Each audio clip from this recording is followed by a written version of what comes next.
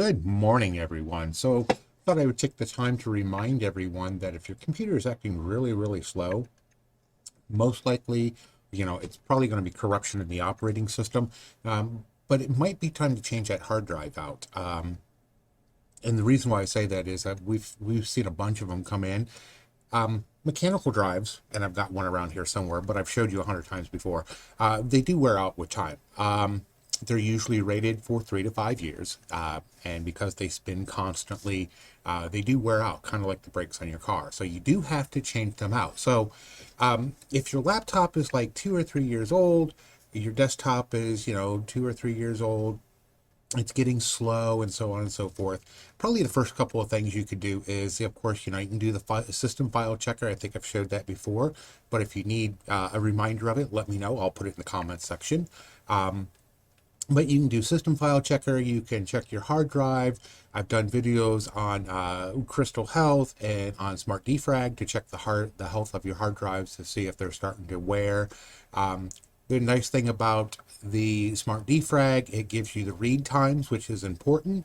If your read times are consistently over $1,000, and yes, or 1,000 milliseconds, sorry.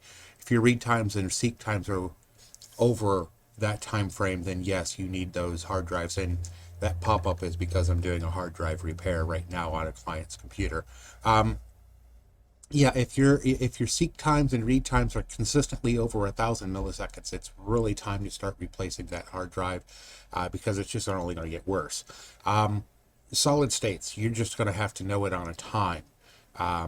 You can use crystal disk information that will give you the uptime on a solid state hard drive.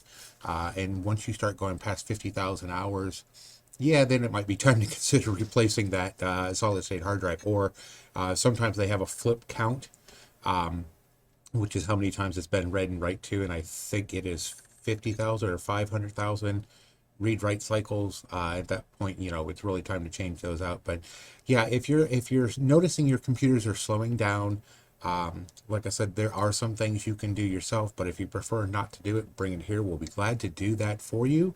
And if we need to clone you over to a new hard drive, we could do that too. So if you found this useful, like and share. Make sure you tell all of your friends, because I got to get those numbers up. Subscribe if you can. Find us on Facebook. If you've got a computer problem or a computer question, there's our phone number. Give us a call. We'll be glad to take care of you.